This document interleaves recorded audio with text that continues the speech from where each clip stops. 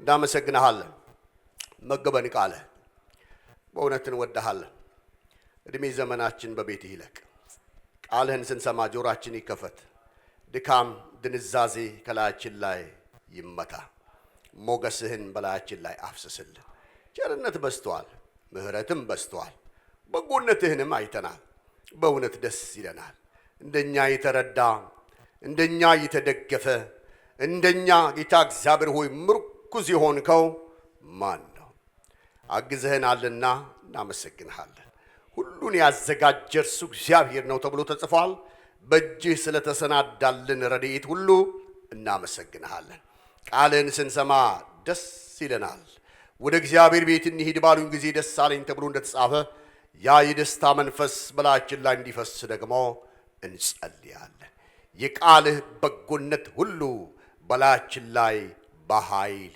ይፍሰስ ሁሉን አሳልፈን ለእጅ ሰጠን በኢየሱስ ስም አሜን እግዚአብሔር ያክብርልኝ ጌታ ኢየሱስ ይባርካችሁ ሁላችሁም የምታውቁትን የእግዚአብሔርን ቃል ላካፍላችሁ በፊታችሁ አለሁ ይህ የጢሞቴዎስን መጽሐፍ አንዳንድ ነገሮችን በማየት ብዙዎች ሐዋርያው ጳውሎስ እንደጻፈው ይናገሩታል ስለዚህ ሁላችንም የምንስማማበት ይመስለኛል የሱ ሐሳብ በብዙ መንገድ እዚህ ቦታ ላይ ተጠቅሶ ታይቷላችሁና ይሄ ሰው የእግዚአብሔር ሰው ነው ጳውሎስ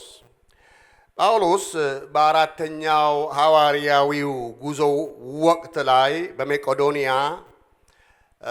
የእግዚአብሔርን ሐሳብ ለጢሞቴዎስ በኤስያም እንደዚሁ ላለች ቤተክርስቲያን የእግዚአብሔርን መልእክት ሊያቀርብ በተነሳበት ጊዜ በልቡ ላይ ያለውን ሐሳብ ለማካፈል የተነሳበት ጊዜ ነው በኤፌሶን ሐዋርያው ጳውሎስና ጢሞቴዎስ ለረጅም ጊዜ አብረው ቆይተዋል እግዚአብሔርን ለማገልገል እድል አግኝተዋል እግዚአብሔር አምላክ ሐዋርያው ጳውሎስ ጢሞቴዎስን ያገኘው ደርቤና ልስጥራ በምትባል ትንሽ መንደር ውስጥ ነው ቤተሰቦቹ በጣም እግዚአብሔርን የሚወዱ ጌታን የሚፈሩ እግዚአብሔርን የሚያከብር ቤተሰብ ያሳደገው ሰው ነው አያቱ በጣም ጌታን ይወዳሉ የግሪክ ደም ቢኖርበትም በአባቱ ግሪካዊ ቢሆንም እናቱ አይሁዳዊ ናቸውና የአይሁድን እምነት በጽናት የተቀበለ ሰው ነው ከዛም እግዚአብሔር አምላክ የረዳው ሰው እንደሆነ መጽሐፍ ቅዱሳችን ይነግረናልና በጣም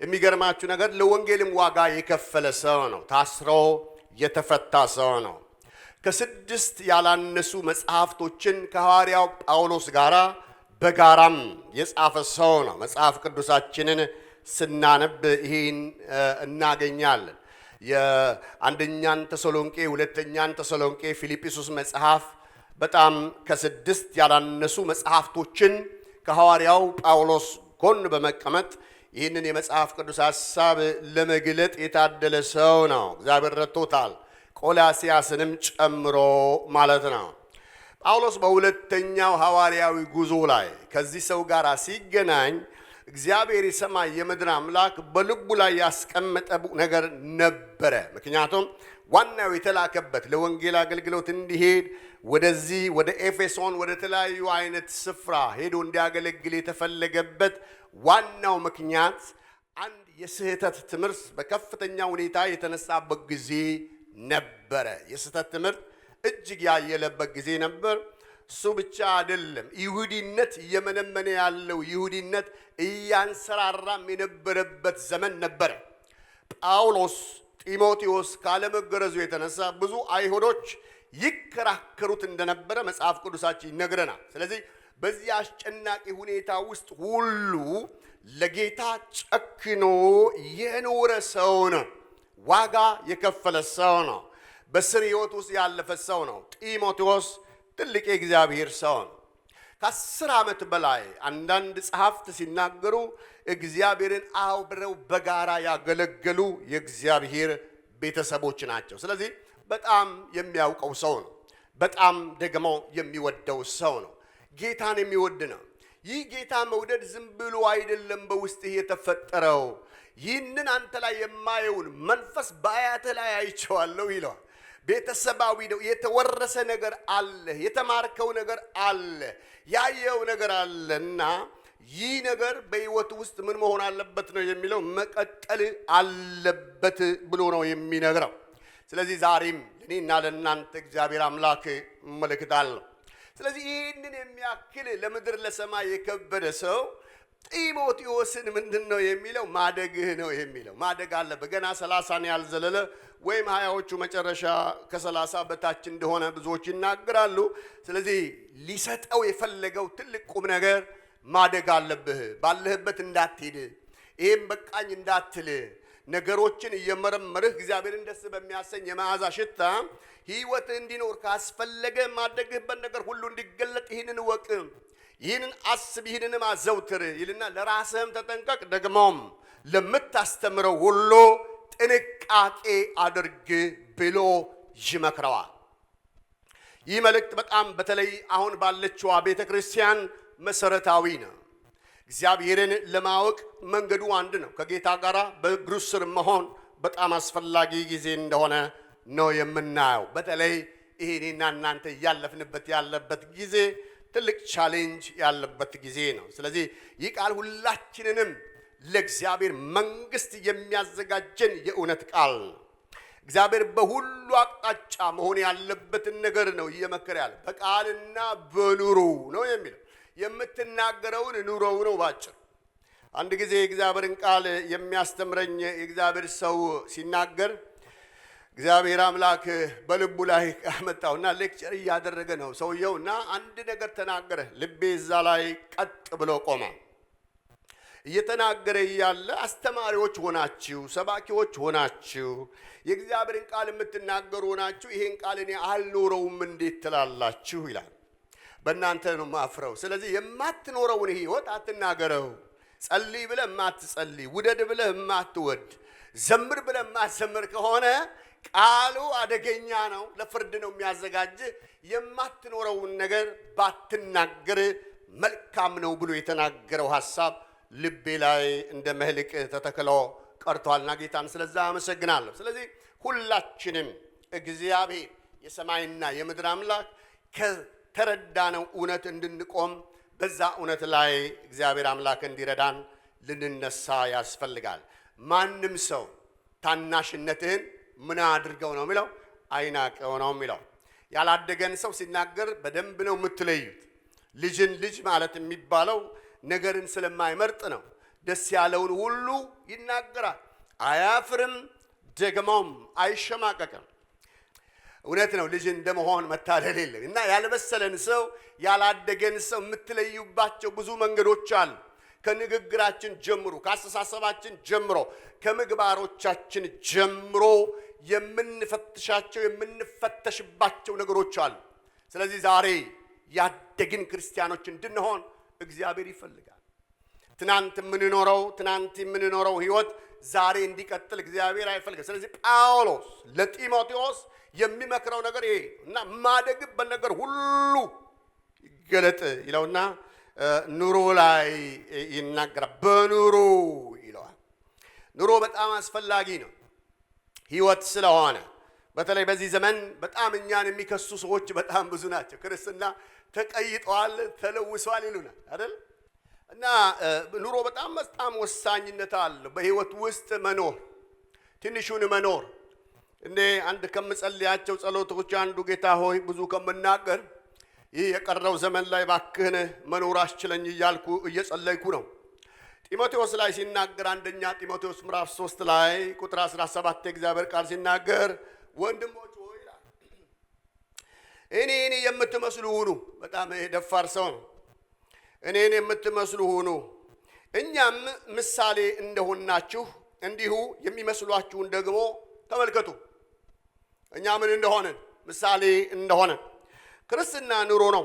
ስለዚህ ደግሞ መሞከር ከክርስትና ህይወት ውስጥ ይጠበቃል ማለት ነው።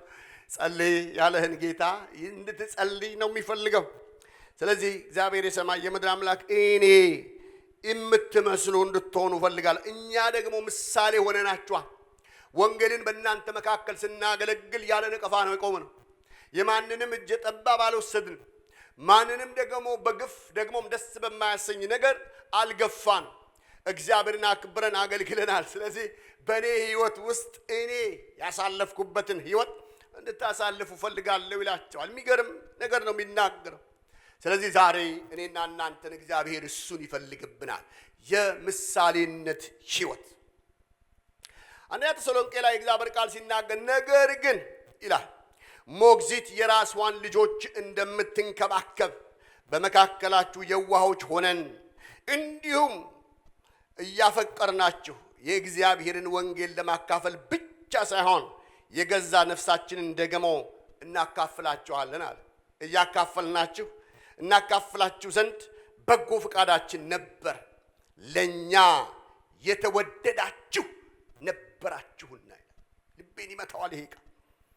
ምናገለግላችሁ እናንተን ከናንተ አንድ ነገር አይተን አይደል፣ ገንዘባችሁን አይተን አይደል፣ ወይም ደግሞ መልካምነታችሁን ዕውቀታችሁንም አይተን አይደል፣ በጎነታችሁ ለኛ የምታደርጉትን ነገር ቆጥረን አይደለም። የምናገለግላችሁ ከፍቅር ተነስተን ነው። ይሄ ፍቅራችን ደግሞ ዝም ብሎ ሳይሆን ለሞት የተሰናዳ ነው። ለናንተ ለመሞት ነው የሚለው ጳውሎስ። ምን አይነት ወንጌል ነው የገባው ወንጌል ብላችሁ ስታስቡ እኛ ገብቶናል ከምንለው ወንጌል ይለይ ይሆን? አይ ዶንት ኖ፣ እሱን አላውቅም። ግን አንድ ነገር ይሄ ሰው የገባው ነገር ለወንጌል ለመሞት የተሰናዳ ሰው።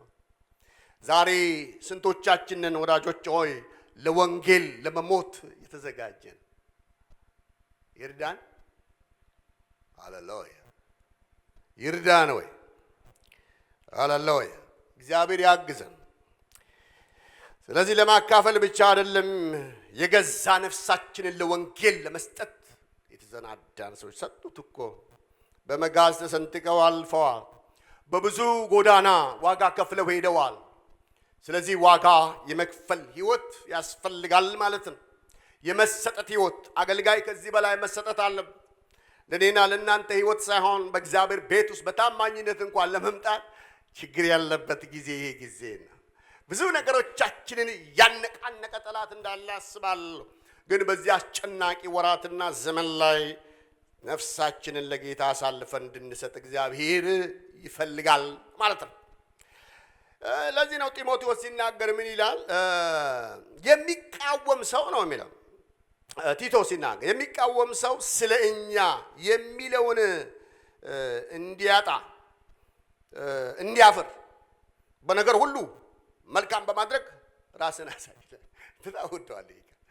ስለኛ ምንም ይሁን እንዳይገኝብህ፣ ድካም እንዳይገኝ። እኔ ስንት ሺህ ሚሊዮን አያችሁ፣ ያ ወንድም የመከረኛ አስተማሪ የመከረኝ ነገር አሁን ስንት ሺህ ነገር በጓዳችን ውስጥ አለ። እግዚአብሔር የሰማይና የምድር አምላክ ህይወታችንን በሱ መንገድ እንድንቃኘው ይፈልጋል። ቲቶ የሚናገረው ነገር ይሄ ነው። ሰዎች ሲፈልጓችሁ እንዳያገኛችሁ የሚሉትን አሳጧቸው ነው። በታማኝነት እግዚአብሔር ቤት በመገኘት በመጸለይ አስተማሪ በመሆን ቀደምት በመሆን ፊተኛ በመሆን የሚጠላን በመውደድ እግዚአብሔር የተመሰገነ። ይሄ ህይወት በህይወታችሁ ምን ይሁን ነው የሚለው ጢሞቴዎስ ይብዛ። ስለዚህ ማድረጋችን በዚህ መንገድ እንዲሆን በኑሮ ተገለጥ። ኑሮ ከባድ ነገር። ስለዚህ እግዚአብሔር ይርዳን፣ አቅም ይሁነን። ዛሬ ምናልባት ወዳጆች ወይ ይሄን መሆን ያቃታችሁ ዛሬ የምታለቅሱ ሰዎች ካላችሁ እግዚአብሔር ይረዳችኋል። በዛ አይነት መንገድ እየሄድኩ ያለ ጌታ ኢየሱስ ክርስቶስ ወደ እኔ ህይወት ገባ ገና በለጋነት ዘመን እና ያ የለጋነት ዘመን አንድ ትልቅ የእግዚአብሔር ሰው ብላቴና ነው፣ እንደኛ ወጣት ነው፣ ሃይ ስኩል እየጨረሰ ያለ በእውነት ያቃታችሁ ነገር አለ ወይ? ያችን ቀን አረሳኋት፣ እስከ ዛሬ ትዝ ትለኛለች። ምንድነው የከበዳችሁ? ለጌታ እንዳትኖሩለት የያዛችሁ ነገር፣ ያልተነቀለ ባህሪ አላችሁ፣ ያልተነቀለ ልማድ አላችሁ። የምታደርጉት ነገር አለ ወይ? እስቲ ዛሬ አንድ ነገር ልንገራችኋል። አምጡትና ለጌታ ስጡታል። ዋው! ይሄ ጊዜ ጌታ እንዲያልፍብኝ አልፈለኩም። አመጣውና ለጌታ ሰጠሁት። ደግሜ ያላየሁትም እግዚአብሔር ምስክሬ ነው። ጌታ ከህይወቴ ነቃቀለው ለዘመናት እስከ ዘመናት። አንዳንድ ጊዜ ለኛ ያቃተን ነገር ለሰው የማይቻል ለማን ይቻላል? ለእግዚአብሔር ይቻላል። እኔና እናንተ ማንችላቸው ለኔና ለእናንተ ከባድ የሆኑ ብዙ ነገሮች አሉ። ለእግዚአብሔር ግን ማሻኪያና ማንታ የሚሳነው ነገር አሜን በሉኛ። ሃሌሉያ። እግዚአብሔር ይችላል። ስለዚህ ኑሯችንን ጌታ ያብጅልን ለማለት ነው። በሁለተኛ ደረጃ የሚናገረው ስለ ፍቅር ነው። እሱንም አልሰብክም። ስለ ፍቅር እዚህ ቦታ ብዙ ሰብከናል።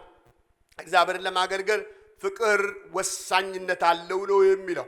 የምታገለግለውን ሕዝብ ምን አድርገው ነው የሚለው ጳውሎስ? ውደደው ነው። እየጠላ አንተ የማይገባ ደነዝ ሕዝብ እያልክ አትስበከው አይባልም። እንደዛ ነው የሚለው። ሕይወትን አካፍለው ካስፈለገ ሙትለት ነው። ስለዚህ የገባው ወንጌል እንዲረዳ ነው። አንዳንድ ጊዜ አይገባችሁም እንዴ? አንዳንድ ሰዎች ሲናገሩ ዱላ ነው የሚቀራቸው። እና ይሁን እግዚአብሔር እንደሰጠን እንሆን፣ ግን መከባበር ግን ተገቢ።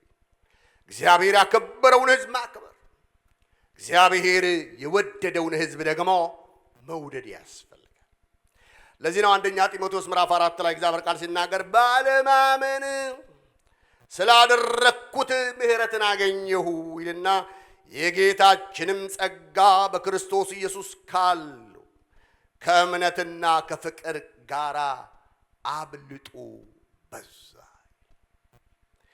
የእግዚአብሔር ፍቅር፣ የእግዚአብሔር ቸርነት፣ የእግዚአብሔር መውደድ ወዳጆች ሆይ የእግዚአብሔር ጸጋ በክርስቶስ ኢየሱስ በኩል ካለው ከእምነትና ከፍቅር ጋር በሕይወታችን እግዚአብሔር አበዛል። ፍቅሩ ተትረፈረፈልን። ምሕረቱ በሕይወታችን በዛ። ቸርነቱ በሕይወታችን በዛ። እግዚአብሔር ስሙ ለዘላለም የተባረከ ይሁን። ስለዚህ እኛ የፍቅር ሰዎች ነን። ከኔና ከእናንተ ጓዳ ሊቆረስ የሚገባው ፍቅር ነው። የፍቅር ዝማሬ ነው።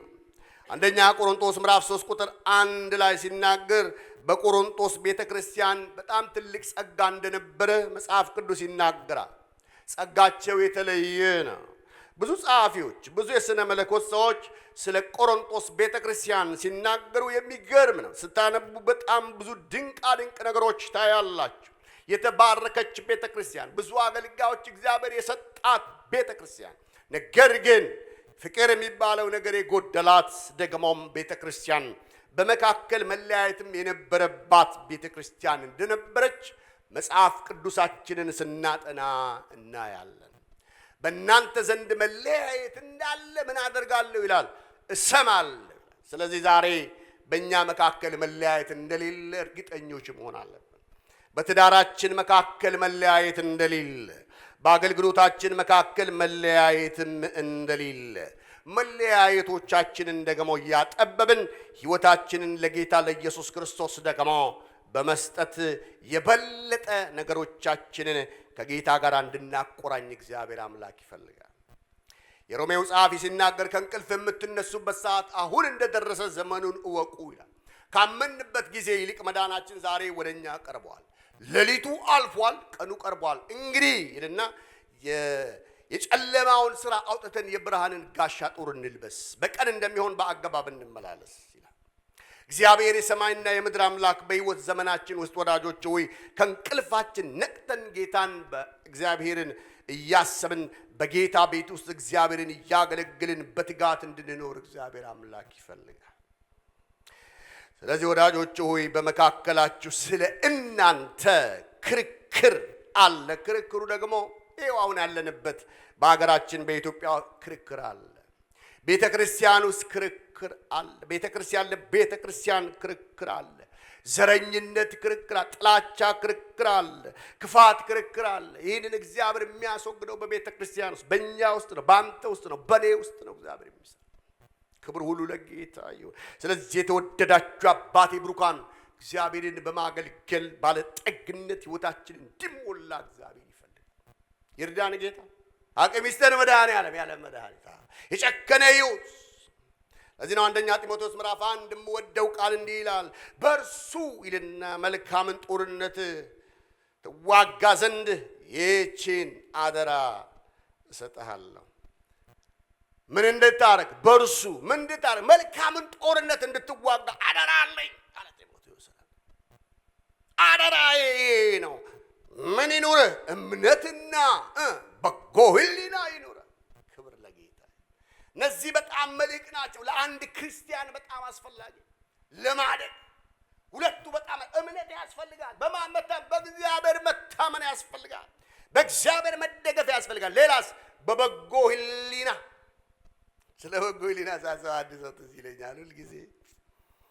አንድ ወንድምን ቀጠረው እና ቀጠሯቸው ላይ ያ ሰውዬ ዘገየ። 1 ሰዓትም ዘገየ፣ 2 ሰዓትም ጠበቀው። እስቲ ጉዱን አያለው ይላል።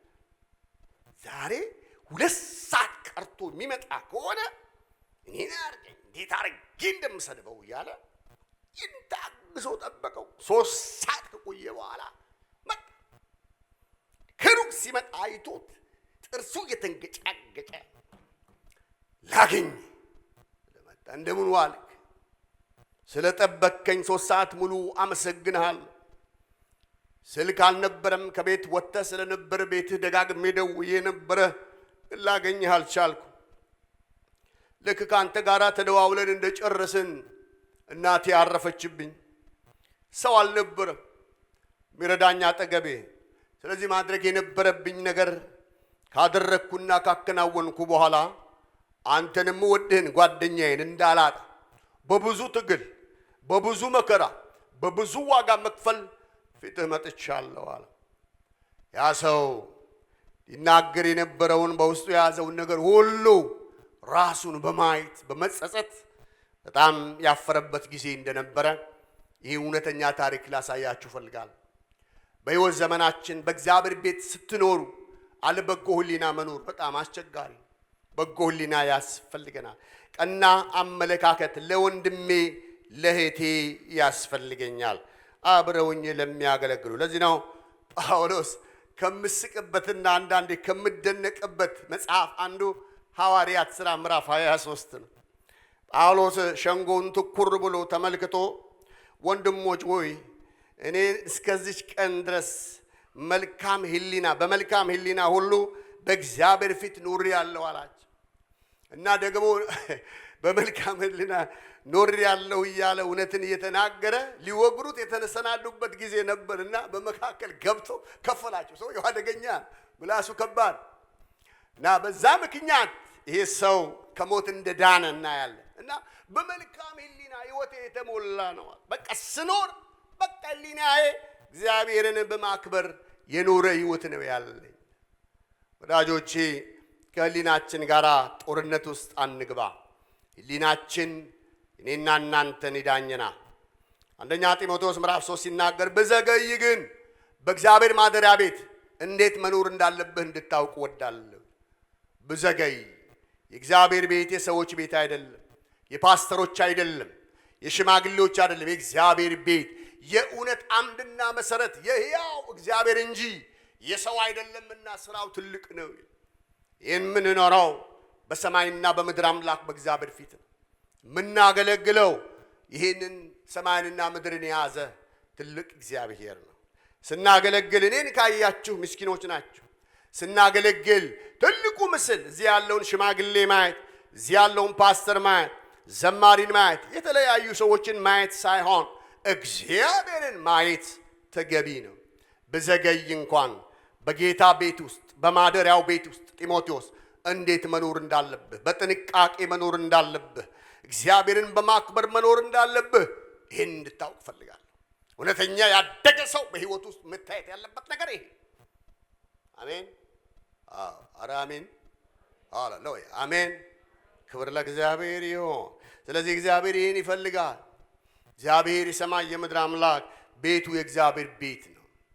ስለዚህ ነው ጌታን የምናገለግል። ለዚህ ነው በእግዚአብሔር ቤት ውስጥ ያለ ድካም በፊቱ ምንኖረው። ለዚህ ነው የኔ ፊት ካልተመቸ የእግዚአብሔርን ቤት ለቀህ ልትሄድ አትችልም። ቤቱ የእግዚአብሔር ስለሆነ፣ ቤቱ የእግዚአብሔር ስለሆነ፣ የእግዚአብሔር ማደሪያ ስለሆነ እግዚአብሔር ይባረክ። ይሄ አስተሳሰብ ካለን ነገሮቻችን ይቀላሉ። የኔና የናንተ ሕይወት የተሰራው በእርሱ እጅ ነው። የነገስታት ወዳጆች ሆይ ልብ በእጁ ናቸው ይላል። ለዚህ ነው ሁለተኛ ቆሮንቶስ ምዕራፍ 4 ላይ የእግዚአብሔር ቃል ሲናገር ነገር ግን ይለናል የሚያሳፍረውን ስውሩን ነገር ጥለናልና በተንኮል አንመላለስም፣ የእግዚአብሔርንም ቃል በውሸት አንቀላቀልን፣ እውነትን በመግለጥ በእግዚአብሔር ፊት ለሰው ሕሊና ሁሉ ራሳችንን እናመሰግናለን ይላል። ክብር ለጌታ ይሁን። የሚገርም ቃል ነው ይሄ ሰው የሚናገረው። ነገር ግን የሚያሳፍረው ምኑን? ስውር የሆነውን ነገር፣ እግዚአብሔር የማይከብርበትን ነገር፣ በህይወቴ የተለማመድኩትን ነገር እግዚአብሔር ምን አድርገነዋል ነው የሚለው? ጥለነዋል፣ አሸንፈነዋል። ስለዚህ በውሸት አንመላለስ። እግዚአብሔር የምን አምላክ ነው? የእውነት አምላክ። ክብር ለጌታ ይሁን። ስለዚህ ጌታን ስናገለግል በእውነትና በፍቅር ስንኖር በእውነትና በፍቅር እንዲሆን እግዚአብሔር ይፈልግብናል። የተወደዳችሁ የአባቴ ብሩካን አንደኛ ቆሮንቶስ ምዕራፍ 4 ቁጥር 5 ላይ ሲናገር ስለዚህ በጨለማ የተሰወረውን ደግሞ ወደ ብርሃን የሚያወጣ የልብንም ምክር የሚገልጥ ጌታ እስኪመጣ ድረስ ጊዜው ሳይደርስ አንዳች አትፍረዱ። ይህ ለአሁኑ ዘመን ክርስቲያን በጣም አስፈላጊ ነው። ኃጢአትን እንደ ዲፖ ለምናከፋፍል ይሄ ቃል እኮ አሁን ይሄ ለከሌ ለመናገር ለራሴ ነው። እግዚአብሔር መጀመሪያ የእግዚአብሔር ቃል ሁለት ጣፍ ካለው ሰይፍ ይልቅ የተሳለ እኔን ያለወጠ ቃል ሌላውን ሊለውጠው አይችልም። ይህን በሕያው እግዚአብሔር ፊት አደራ እነግራችኋለሁ ተወደዳችሁ። ስለዚህ በጨለማ የተሰወረውን ያልተገለጠ ነገር ማለት ነው እሱን ደግሞ የተሰወረውን ደግሞ ወደ ብርሃን የሚያወጣ የልብንም ምክር የሚገልጥ ጌታ እስኪመጣ ድረስ ነው። ስለዚህ አትፈራረዱ ነው። እኔ በወንድሜ እንድፈርድ እግዚአብሔር አልጠራኝም፣ አንተም ደግሞ በእኔ እንድትፈርድ እግዚአብሔር አልጠራም። እርስ በርሳችሁ አትፈራረዱ፣ እርስ በርሳችሁ የሆነ እግዚአብሔር የማይከብርበት ነገር አትባባሉ። ለሁሉ ግን እግዚአብሔር አምላክ ምን አለው ነው የሚለው? ጊዜ አለው። ጊዜ ለኩሉ ይላሉ ዘመዶቻችን። ለሁሉ ከሰማይ በታች ለሆነ ነገር ሁሉ ምን አለው ይላል? ጊዜና ዘመን የእግዚአብሔር። ክብር ለጌታ ይሁን። የወጣትነት ዘመን አለ፣ ደግሞ ሽምግልና ዘመን አለ። እየመጣ ነው እሱ። ለዚህ ያስፈልጋል ማለት ነው። ሁለተኛ ቆሮንቶስ 4:16 ላይ ሲናገር ነገር ግን የውጭ ሰውነታችሁ እንኳን ቢጠፋ ይልና የውስጡ ሰውነታችሁ ዕለት ዕለት ይታደሳል። ለዚህ ነው እኮ የእግዚአብሔር ሰው በ40 ዓመቱ ዛሬ ምንድን ነኝ አለ? ጉልበታም ነኝ። በ80 ዓመቱ እንደ 40 ዓመት ነኝ።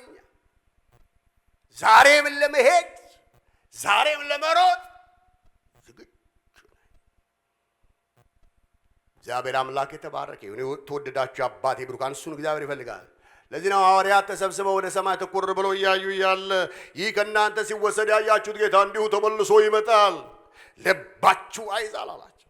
አይዟችሁ ጸና በሉ፣ የምታው ጌታ የሚመጣ አምላክ። ስለዚህ አትተክዙ ብሎ ኢየሱስ ክርስቶስ ሲነግራቸው ታያላችሁ። መጽሐፍ ሲናገር እንደዚህ ይለናል። ራዕይ ምዕራፍ 22 ላይ እነሆ በቶሎ እመጣለሁ። እስቲ አንድ ላይ እነሆ፣ እስቲ አንድ ላይ እነሆ በቶሎ እመጣለሁ። ክብር ለእግዚአብሔር። በቶሎ እመጣለሁ። አሁን የተተወ ነው ይሄ። እግዚአብሔር ልጅ ኢየሱስ ይመጣል፣ በደመና ይገለጣል፣ በሚያስደንቅ ክብር ይመጣል። ኧረ ክብር ለጌታ። በደመና ይገለጣል እግዚአብሔር። ኧረ ኢየሱስ ይመጣል። እነሆ በቶሎ እመጣለሁ ለእያንዳንዱ ይላል እንደ ስራው መጠን። ክብር ለጌታ። ዋጋዬ ከእሱ ጋር እንደ ስራው መጠን እከፍለው ዘንድ ምን ያለ ይላል? ዋጋዬ ከኔ ጋር አለ። ደሞዝ አለ። በብላሽ አይደለም ታገለግለው፣ በድካም የዘራኸውን እግዚአብሔር የሰማይ የምድር አምላክ ያያል። እግዚአብሔር ይከፍልሃል። ጊዜ ተርፎ አይደለም። በዚህ ሰዓት መተኛት እየቻልክ አባቴ ቤት የመጣኸው እግዚአብሔር የሰማይ የምድር አምላክ ያያል። አረ ክብር ለጌታ። በቶሎ እመጣለሁ።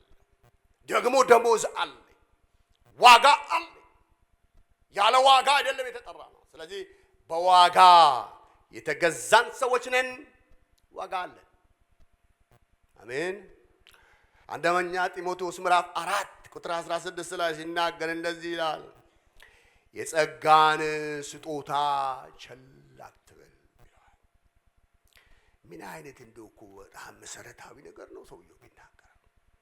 ጸጋ ማለት አንተ ዋጋ አልከፈልክበት ግን ዋጋ የተከፈለልህ ነገር ነው። ብዙ ጊዜ በነፃ ያገኘነው ነገር ይቀላል። ጸጋ የኛ ያልሆነ ከእግዚአብሔር ዋጋ የተከፈለበት የተለቀቀውን ያንን ረድኤት እግዚአብሔር ለእያንዳንዱ ቅዱሳን የራሱ የሆነ ስጦታ አለው። ቸል አትበል። እጅግ መጫን የተሰጠን ከሽማግሌዎች ጋር ያለን ያን የጸጋ ስጦታ ቸል አትበል። አነሳሳ፣ እጆችን ጫን። እጅ መጫን ብዙ ትርጉሞች አሉት በብሉይ ኪዳን። ጫን፣ ጸጋን አስተላልፍ፣ ምሕረትን አስተላልፍ፣ በጎነትን አስተላልፍ። የእግዚአብሔር ነገር በሰዎች ላይ እንዲነሳሳ አድርገው። አታዳፉ። ጸልይላቸው ለሰዎች፣ ለመምጠኞች ጸል፣ አጽናና፣ ለተቸገሩት አጽናና። የመጽናናት ቃል ያስፈልጋል ይለዋል። እግዚአብሔር አምላክ ስሙ የተባረከ። ይሄ በጣም አስፈላጊ ነው። ማደጋችን በነገር ሁሉ እንዲበዛ ጌታ ይርዳን። የመጨረሻ አንደኛ ጢሞቴዎስ ምዕራፍ 6 የእግዚአብሔር ቃል እንደዚህ ይላል፣ በውሸት ዕውቀት ከተባለ ለዓለም ከሚመች ከንቱ መለፍለፍና መከራከር እየራቅ የተሰጠህን አደራ ጠብቅ። ምን አይነት ቃል!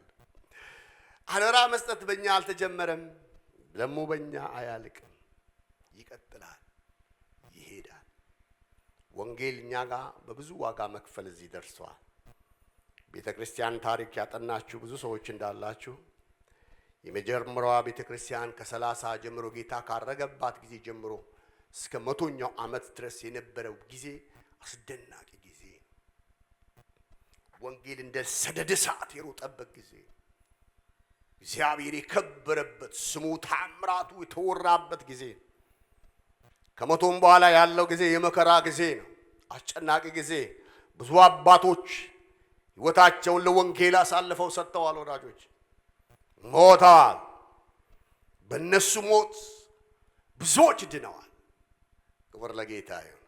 ወንጌል የተሸቀጠበት ጊዜ ደግሞ እናስታውሳለን አይደል? ከ500ኛው ዓመት በኋላ ምልኩስና ሲገባ፣ ነገስታቶች ጌታን ሲቀበሉ፣ የተማሪነት ሕይወት ሲጠፋ፣ ዝቅ ማለት መንበርከክ፣ ጌታን መውደድ ሲጠፋ፣ ቤተ ክርስቲያንም እንደዛው አዘቅት ውስጥ እየገባች እየቆለቆለች ወደ ታች የሄደች ዛሬ ይኸው እዚህ ደርሰናል። ካርፔት እስከ ማንጠፍ ደረስ። የጌታን ስም መጥራት እስኪሳነን ድረስ ብዙ ዋጋ እየከፈልን እንዳለን እናያለን። ወደ ቀደመው እንድንመለስ ይፈልጋል። እድገታችን ጤናማ እንዲሆን እግዚአብሔር አምላክ ይፈልጋል። ቤተ ክርስቲያንን እንደገና እግዚአብሔር ማደስ ይፈልጋል። ሕይወታችን ወዳጆች ሆይ እንደገና ለእግዚአብሔር ማስገዛት። እግዚአብሔርን መምሰል እኮ ራስን ምን አድርግ ነው የሚለው? አስለምድ ነው። ልምምድ ነው። ክርስትና የዕለት ተዕለት ሕይወት ነው። ዛሬ አንድ ነገር ይቀረፋል፣ ነገም ደግሞ ይቀረፋል፣ ተነጎዳም ይቀረፋል። እሱ ጋር ስጠጋ ተቀራርፎ ሌላ ሰው ሆኜ ከጌታ ጋር አገናኛለሁ። ያንን የሚቀርፈው ደግሞ ይህ የእውነት ቃል ነው። ስለዚህ ለዚህ እውነት ቃል ልቦናችሁ ይከፈት። አስተሳሰባችን ሁሉ መለወጥ አለበት። እግዚአብሔር አምላክ ይባርካችሁ።